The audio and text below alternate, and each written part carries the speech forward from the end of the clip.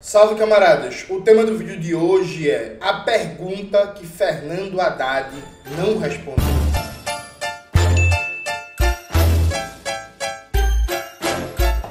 Antes de começar propriamente o tema do vídeo do canal, quero muito agradecer a você que ajuda a manter e melhorar nosso canal a partir do Apoia-se.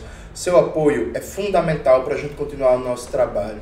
Note, esse é mais um vídeo do canal sobre o novo teto de gastos. Eu tô ficando chato, eu tô ficando insistente, eu tô ficando monotemático, né?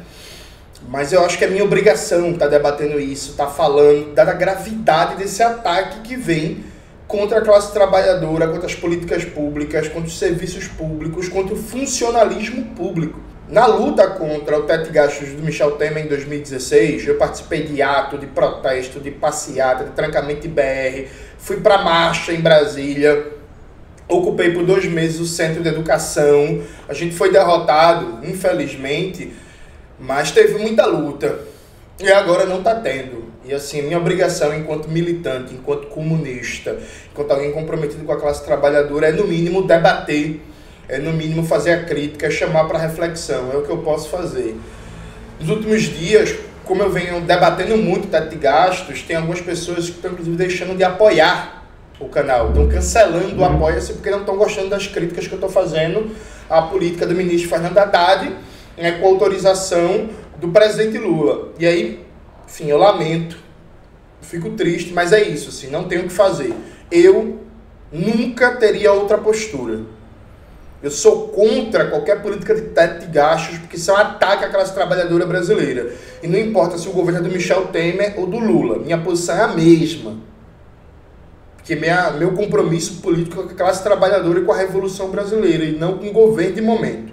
Dito isso, teve uma audiência na Câmara dos Deputados com o ministro Fernando Haddad. Vocês viram nos portais da mídia progressista o Haddad brigando com a direita, né? Ah, deputado direitista fez pergunta X, fez pergunta Y, e briga e não sei o quê. Mas uma coisa que vocês não viram praticamente em canto nenhum foi a pergunta que a deputada Fernanda Melchiona, do Rio Grande do Sul, do PSOL, fez ao Fernando Haddad. Eu duvido, desafio, alguém me mostrar algum erro na pergunta da deputada. Ela sintetiza em poucos minutos todos os perigos, todos os ataques à classe trabalhadora que estão inscritos nesse novo teto de gastos. A gente vai ver a pergunta da deputada e vai ver a resposta do Fernando Haddad. Prestem bem atenção que isso aqui é fundamental. O senhor garante que novos tributos não serão criados? Muito obrigado. Obrigado, deputado. Com a palavra, a deputada Fernanda Melchiona. Solicito a inclusão do termo de liderança, presidente. Primeiro, cumprimentar o ministro Haddad, cumprimentar a equipe do Ministério e dizer que, claro, nós aqui estamos vendo alguns deputados do bolsonarismo que defendem uma regra ainda mais arrochada. Isso não é nenhuma novidade. Nós convivemos com Paulo Guedes, com o que significou uma agenda desastrosa que entregou 33 milhões de brasileiros na pobreza. Nós enfrentamos e vencemos a batalha contra a reforma administrativa e uma agenda econômica neoliberal combinada com a tentativa de supressão das liberdades democráticas. Então, é óbvio que eu não esperaria nada diferente desses que defendem uma lógica pró-grandes capitalistas, né? Agora, ministro, eu quero fazer um debate franco com o governo, né? Justamente nós que enfrentamos tanto nos últimos anos para devolver a possibilidade de maiores liberdades democráticas para seguir a luta. E a minha comparação é do governo Lula com o próprio governo Lula, ministro Haddad. Esse arcabouço que está sendo proposto, se tivesse vigorado desde 2003, teria tirado 8 trilhões dos serviços públicos oferecidos para a população. O segundo governo Lula, para sair da crise internacional, cresceu, respectivamente, 9,59% e 16,30% nos anos de 2009 e 2010. Agora... Vamos lá, gente.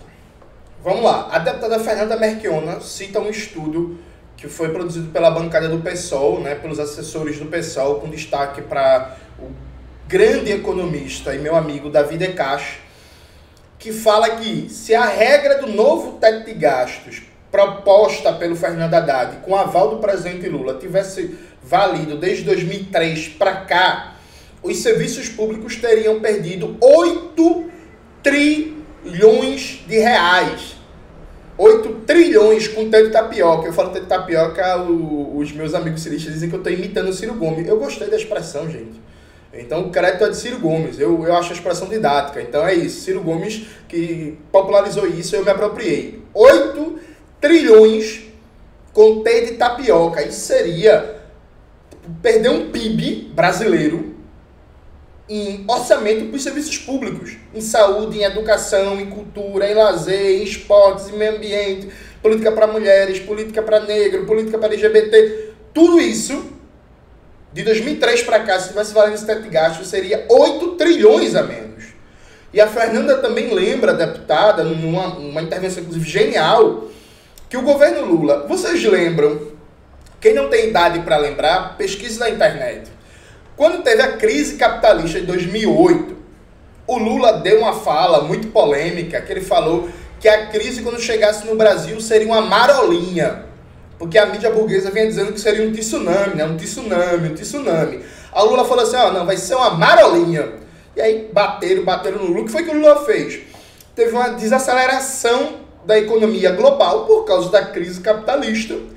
O Lula turbinou o investimento público para compensar a retração de entrada de capital estrangeiro e a baixa do investimento privado. Então ele manteve a economia aquecida a partir do investimento público, e aí vem PAC, e aí vem a aceleração do Minha Casa Minha Vida, a construção de novos campos de universidade, aumento de salário mínimo, ou seja, ele contrabalanceou a tendência recessiva da economia global com o papel indutor do Estado, turbinando o investimento para alavancar a demanda. Com o novo teto de gastos do Fernando Haddad, aprovado pelo Lula, se amanhã estourar uma crise capitalista, não é possível fazer isso. Então o Brasil iria para um buraco profundo, porque não há capacidade de aumentar o investimento público para compensar um ciclo recessivo na economia com redução do investimento privado, do crédito privado e da entrada de capital estrangeiro na economia brasileira. Percebe a gravidade disso? E aí vocês vão ver que o Haddad, quando vai responder a deputada Fernanda, o Haddad diz, isso foi no primeiro e no segundo governo Lula, mas agora a gente acha que não é o momento do investimento público, é o momento do investimento privado. O Haddad é um liberal. Veja, no debate econômico, a distinção de dois grandes campos, né? Heterodoxos e ortodoxos.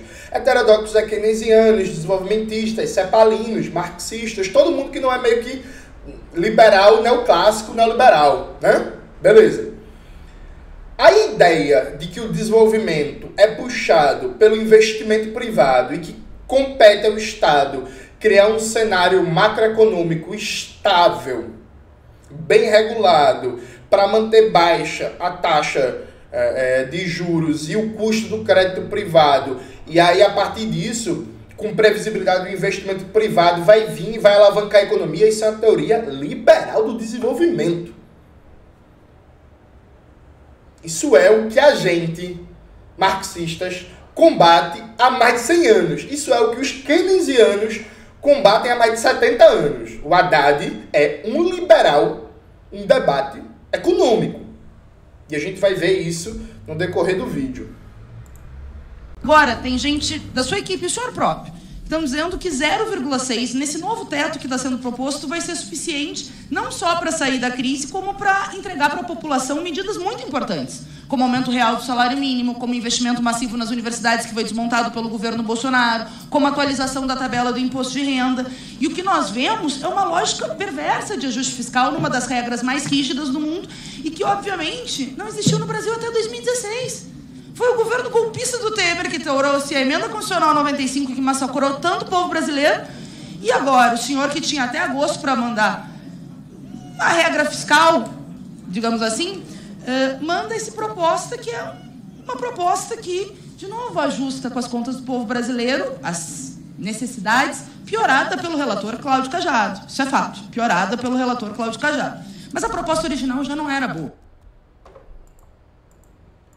Lembrando que tem vídeo no canal debatendo as pioras no novo teto de gastos que foram operacionalizadas pelo Cláudio Cajado, que é do PP da Bahia, que foi escolhido pelo Arthur Lira. Coloca aqui, Max, por favor, o vídeo. Assistam esse vídeo e leiam um texto, inclusive, do Antônio Martins, de Outras Palavras, que eu recomendo nesse vídeo, que detalha quais são as pioras de um texto que já não era bom, viu? Já não era bom. E nós que esperávamos tanto um projeto revogando a autonomia do Banco Central para devolver ao governo Lula a política monetária do país, ficamos preocupados, porque o que pode fazer a extrema-direita crescer de novo é a frustração diante de uma agenda econômica que não melhora a vida do povo. E com esse arcabouço, vocês são uma camisa de força, ministro. Não com a camisa de força. O Rogério Seron, secretário do senhor, o senhor conhece, e a equipe econômica falam da questão do piso da educação e da saúde. Segundo a EBC, né, o site da EBC, a equipe econômica, esses pisos criam problemas para os gastos totais do governo, estão submetidos a uma regra geral, que era o teto de gasto, e será submetido pelo novo arcabouço. Não precisa ser muito inteligente, porque tem o 0,6 e o 2,5 de máximo, que os pisos que são constitucionais e que crescem a 100% ficam limitados. O conjunto do que pode crescer é 70% na regra que o senhor está propondo. Ou as áreas que não estão cobertas para o piso vão ser massacradas, leia-se mulheres, negros e negras, indígenas, cultura, ou ato contínuo. Infelizmente, a declaração do Rogério Seron, que abre margem... Meu irmão, olha a cara de pastel do Haddad. Veja, gente, eu já expliquei isso no vídeo do canal. O novo teto de gastos está piorando no Congresso. Depois parem esse vídeo, ou quando acabar ele, voltem lá. O novo teto de gastos, como está proposto, vai fazer com que necessariamente o governo Lula envie uma PEC para reduzir os mínimos constitucionais para a saúde e para a educação. Necessariamente, o governo Lula, aprovando o novo teto de gastos, vai ter que atacar os mínimos constitucionais de 18% e 15% para a saúde e para a educação. Percebe? Ou ele faz isso, ou vai escassear ainda mais dinheiro para todas as áreas. O histórico, lendário e indispensável cacique Raoni, recentemente numa cerimônia com o presidente Lula, elogiou, agradeceu o governo, disse que é muito importante que tenha um Ministério dos Povos Indígenas, comandado por uma liderança indígena, que é o negócio de Guajajara, mas o cacique Raoni foi e falou assim: agora, presidente, falta dinheiro, né? Muito massa que a FUNAI parou de ser atacada, dispensável. Muito massa que a FUNAI agora funciona de verdade. Muito massa que tem um ministério sério, comprometido. Agora falta orçamento. Como é que vai garantir orçamento, por exemplo, para o Ministério dos Povos Originários dirigido pela Sônia Guajajara com esse novo teto de gastos? Como é, gente? Como é que vai ter orçamento para o Ministério da Igualdade Racial dirigido pela Aniele Franco? Como é que vai ter orçamento para o Ministério dos Direitos Humanos e Cidadania dirigido pelo Silvio Almeida? Sabe? Ministérios muito importantes, muito bons, que tem vários projetos, mas só se executa a política pública com orçamento, gente. Política pública não é só ideia. O ciclo da política pública é a formulação, é a implementação, acompanhamento e avaliação. Quando você não tem orçamento, você fica só na formulação. Porque é isso, não tem dinheiro. Percebe? Não tem orçamento. Então como é que é? Aí vamos desenrolar a pergunta da deputada Fernanda Merchiona. Para a desconstitucionalização do piso da saúde e da educação vão ser feitos. Eu lhe pergunto, o senhor pretende, o governo propõe a revogação e desconstitucionalização dos pisos da educação e da saúde? Segundo, a defesa dos servidores públicos. O relatório prevê que, em caso de descumprimento de resultado primário, haja proibição de criação de concurso público, de reajuste de despesas numa categoria que teve um arroxo brutal e que teve agora os 9%, né, de reposição da inflação, que é muito importante, mas absolutamente insuficiente diante das perdas de uma categoria federal que está em todo o país e que é fundamental para enfrentar a crise econômica que está sendo penalizada pela regra do arcabouço. Então, atacar o serviço público porque as receitas foram frustradas, por exemplo, por conta de uma possível desaceleração internacional, é um escândalo. Quem vai ser punido não é o governo, é o povo. O relator ampliou também o que é submetido aos tetos. Piso da enfermagem, ministro. Nós acabamos de conquistar o piso da enfermagem. Fundeb, o maior fundo de educação básica do país que o Bolsonaro não queria, foi derrotado pela luta. Eu vou gravar um vídeo específico falando sobre como o novo teto de gastos ameaça o piso da enfermagem. Gente, pelo amor de Deus. É mais de 2 milhões de trabalhadores e trabalhadoras, a maioria trabalhadores no Brasil inteiro, tiveram uma luta hércula, comeram o pão que o diabo amassou, morreram feito mosca durante a pandemia, conseguiram finalmente conquistar o piso e querem colocar o fundo do piso da enfermagem no novo teto de gastos, com aval do governo Lula. Não é possível, gente, que a gente fique calado com um negócio desse. É inacreditável, sabe? É surreal, porra. Você fica, meu irmão, que porra é essa? Meu irmão, às vezes eu fico me perguntando, será que eu não entendo nada de política? Será que eu tô louco? Porque não é possível que eu seja um dos poucos que está falando desesperadamente sobre isso, que não é possível. Mais 2 milhões de trabalhadores e trabalhadoras, a maioria trabalhadoras, mulheres, boa parte delas mulheres negras, finalmente conseguiram conquistar o piso da categoria, uma categoria tão explorada, tão precarizada, tão fodida. Eu conheço várias trabalhadoras da enfermagem, todas elas têm no mínimo 2 empregos. Eu nunca conheci uma enfermeira que só tivesse um emprego. Percebe? A galera conseguiu conquistar o piso, vai colocar o piso da enfermagem no teto de gastos. Sabe? E vai ficar todo mundo calado. É inacreditável. Desculpa a indignação, mas é foda, viu, gente? Na moral. Da educação, quando era presidente, essa Câmara aprovou. Mas como é que vai incidir o teto, sem contar as estatais, sem contar os bancos públicos fundamentais para medidas anticíclicas? E concluo, a questão da responsabilização é grave, que entre a possibilidade de punição, de criminalização de gestores públicos, um país que fez o impeachment da Dilma por pedalada, o que vai significar isso? Obrigado, deputado. Aí reparem, essa foi a pergunta da deputada Fernanda Merchiona, do pessoal do Rio Grande do Sul. Inclusive, parabéns, deputada, pela sua coragem, parabéns pela sua pergunta, parabéns pelo seu posicionamento. É disso que a gente precisa, de debate, de crítica, de reflexão, de questionar o governo sobre sua responsabilidade. Aí, em seguida, fala a Gleisi Hoffmann, dá uma alisada no Haddad e não comenta nenhuma das críticas da Fernanda Merchiona, e vem outro deputado, aí o Haddad vai responder. O Haddad começa respondendo os deputados de direita. Eu não marquei a minutagem bem, a partir do momento que o Haddad começa a responder a Fernanda Merchiona. Então a gente vai procurando aqui juntos e vai achar. Vamos nessa. Pronto, gente, achamos aqui o momento que o Haddad vai responder. Preste atenção, ele começa dizendo, deputada, a senhora tem razão em se preocupar com várias dessas coisas, não cita as coisas. Vamos ver o que o Haddad responde para as preocupações legítimas da deputada Fernanda Merchiona. Nós estamos aprovando parâmetros para os próximos 3 anos. Nós não estamos... Veja bem, quando nós assumimos o governo em 2003... a despesa primária era de menos de 16%. Não é o caso agora. Você tinha espaço para aumentar a despesa. Nós aprovamos a PEC da transição para não desguarnecer nenhum programa social e recuperar os que foram extintos, que é um novo piso, né, de investimento. Então, nós não estamos partindo daquela base de 2003. Então, olhar para trás e dizer, não, o governo Lula aumentou a despesa primária em 6% ao ano. Isso não vai mais acontecer, mano. Não vai mais acontecer. A não ser que a economia cresça. Eu não acho que deveria. Sinceramente, eu não acho. A não ser, a gente tem que criar as condições para a economia crescer. Veja, que miserável. Meu irmão, tem muita raiva desse bicho, porra. Eu não acho que isso deva acontecer. Durante o governo Lula, a despesa pública cresceu em média 6% ao ano. Perfeito? Perfeito. Nenhum dos problemas fundamentais do Brasil foi resolvido.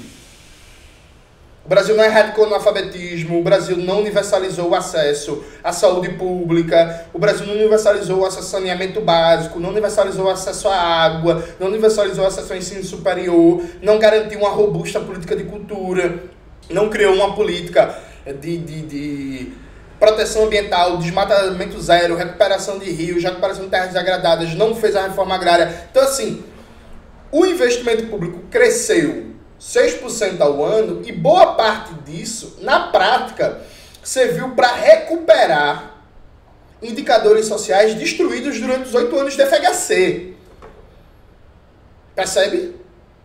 Por exemplo, você pega o número de matrículas na educação básica, e assim como a reposição orçamentária, investimento em construção de novas estruturas e por aí vai, foi basicamente reposição do que foi destruído nos 8 anos de FHC. Tá ligado? Então, assim, aquele nível de investimento público foi importante comparado com o governo FHC, mas basicamente repôs o que o governo FHC destruiu. Eu lembro de uma notícia que rodou muito, que foi, eu não lembro se foi 2014 ou 2015, mas acho que foi algo assim, que o salário mínimo tinha voltado ao poder de compra que tinha antes do golpe de 64.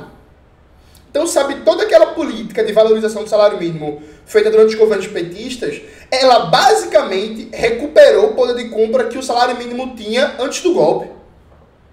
E aí, hoje, qual é a situação? Hoje a gente vem num país depois de 7 anos de austeridade, que começou com Dilma II, foi aprofundada com o golpista Michel Temer e radicalizada com o governo Bolsonaro. Então a gente tem todos os problemas que o Brasil tem há 500 anos e que foram agravados nos últimos anos com as políticas de austeridade. Então a gente precisa, na verdade, de turbinar o investimento público para dar respostas mais robustas a, por exemplo, o problema da evasão escolar, que explodiu nos últimos anos, a deteriorização da infraestrutura médico-hospitalar, a dependência cada vez maior da compra de insumos médico-hospitalares do estrangeiro, particularmente da China, a piora da qualidade de infraestrutura das estradas brasileiras, a reposição do funcionalismo público para a IBAMA, para a ICMBio, para a Fundação Palmares e IBGE e por aí vai, que foi degradado nos últimos anos. Ou seja, o ministro infeliz olha para os primeiros 8 anos do governo Lula e diz assim, ó, aquilo ali foi muito, não vai se repetir e que bom que não se repita. É um miserável. Como é que a economia vai crescer, Haddad? Como é que a economia vai crescer sem um protagonismo do investimento público? Tá ligado? Meu irmão. Nós não vamos... A gente não vai chegar num bom denominador se a economia não crescer. Nós temos que criar condições para que os investimentos aconteçam, tanto público quanto privados. Tanto público quanto privados. O investimento privado tem tudo para crescer no Brasil. Nós temos mercado de capitais pujante, nós temos a atenção do mundo para várias oportunidades aqui. Então não se trata, essa mentalidade de que vamos gastar mais que a economia cresce, depende da circunstância. Veja como é um liberalzinho safado. Ele fala, o investimento privado vai vir. Por quê? Porque tem o mercado de capitais, porque ele não fala de demanda. Demanda agregada. O nível de investimento privado depende da demanda, porra. Depende da expectativa de lucro. A expectativa de lucro é fundamentalmente gerada em investimentos produtivos, né? Na indústria, no comércio, nos serviços. Depende da demanda. Então, por exemplo... Cara, isso é tão básico, meu irmão. Puta que pariu. Então, por exemplo, se você tem milhões de pessoas com renda no bolso querendo comprar casa nova ou querendo reformar sua casa... Isso vai dar um sinal para as empreiteiras, para a indústria de cimento, para as fábricas de tijolo, que existe uma demanda maior. E eles vão investir para aumentar a produção, para melhorar a produção, porque tem mais gente querendo comprar. Então, é a demanda que puxa o nível de investimento. Não existe isso. Vai crescer o investimento no Brasil. Por quê? Porque o crédito vai ficar mais barato. Mas tem gente querendo comprar. Tem gente. Imagina, na moral, vamos imaginar que você é um empresário, você é dono de uma rede de academias de musculação. Você tem 80 academias de musculação pelo Brasil. Aí você vai olhar assim, você vai pensar, vamos imaginar, né? O governo Lula lançou um programa de crédito para baratear o crédito. O governo Lula melhorou, deixou mais ágil, menos burocrático o processo de registro, de construção de novas sedes, novas filiais de empresas e por aí vai. Aí o governo Lula garantiu maior segurança e celeridade nas inspeções de vários tipos, né? Boa parte delas, inclusive, são de âmbito estadual e municipal, mas só a nível de argumento. Aí beleza. Aí ele melhorou as condições gerais de investir. Porra, o crédito está um pouquinho mais barato, as coisas estão mais rápidas, mais fáceis de se fazer, os trâmites burocráticos para abertura de uma nova empresa e por aí vai. Aí o dono da rede de academias vai olhar assim, porra, tá mais fácil abrir 10 novas academias. Eu vou investir? Não, porra, a pergunta que ele vai fazer é, existe demanda para isso? Existe muitas pessoas com renda no bolso, que são potenciais novos clientes da minha rede de academia? Se a resposta for não, não tem investimento, não importa se o crédito está de graça, porra. Não importa se teve uma simplificação tributária, uma simplificação burocrática administrativa gigantesca. Não importa, se não tiver demanda, não tem investimento. Isso é uma premissa básica para quem não é liberal. Mas Haddad é liberal. Você está num processo recessivo, você pode dar um impulso fiscal prévio ao crescimento, mas não é a situação da economia brasileira hoje. Ela não está precisando de impulso fiscal hoje. Ela está precisando de um impulso de crédito, que só vai ser conseguido com a redução da taxa de juros. Essa é a tarefa que nos cabe nesse momento. Garantir a execução orçamentária e garantir que o juro possa baixar, porque é aí que os investimentos vão fazer diferença. Não é, nesse momento, nas condições atuais da economia brasileira, não é por impulso fiscal que a economia vai crescer. Tenho segurança do que eu estou falando. É por uma calibragem da política monetária. Obrigado, ministro. Veja, a deputada Fernanda Melchiona perguntou sobre a redução do investimento público que o novo teto de gastos vai provocar. Foi o único ponto que a Haddad respondeu. E respondeu dizendo que é um liberal, que acredita que o protagonismo está no investimento privado e que não é necessário ter o mesmo nível de investimento público ou mais que o governo Lula 1 e 2. O ministro Fernando Haddad não respondeu sobre a inclusão do Fundeb no novo teto de gastos, não respondeu sobre a inclusão do fundo do piso da enfermagem no novo teto de gastos, não respondeu se o governo Lula pretende mesmo desconstitucionalizar os pisos da saúde e da educação, não respondeu sobre a punição que foi colocada num relatório pelo deputado Cláudio Cajado de proibir concurso público, reajuste de servidores. Ele não respondeu basicamente nada. Ele não respondeu particularmente um raciocínio que é óbvio que a deputada expressou, que é o que pode fortalecer a extrema-direita é aplicar um programa econômico que frustre as expectativas da maioria da população brasileira. Haddad não respondeu nada. É por isso que Haddad adora Globo News, adora Folha de São Paulo, adora estar em evento da XP, da Fiesp e tal, porque essas perguntas incômodas não são feitas a ele. Percebe? Ele adora debater com o liberal, conversar com ele, tá na CNN, pipipi, papapó. Porque essas questões não são feitas nesses espaços. E eu agrego uma questão que a deputada Fernanda Melchiona não fez, que é, o presidente Lula passou a campanha inteira dizendo que não ia ter teto de gastos no governo dele. Isso é um estelionato eleitoral ou não? Como é que é? Como é que fica? Percebe?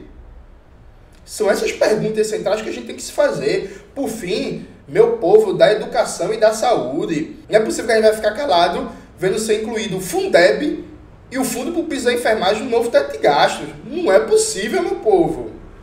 Vamos se mobilizar, por favor. É isso, galera. Espero que vocês tenham gostado do vídeo de hoje. Não se esqueça de se inscrever no canal, ativar o sininho, curtir esse vídeo, compartilhar e tudo isso que vocês já sabem. Um beijo e até a próxima.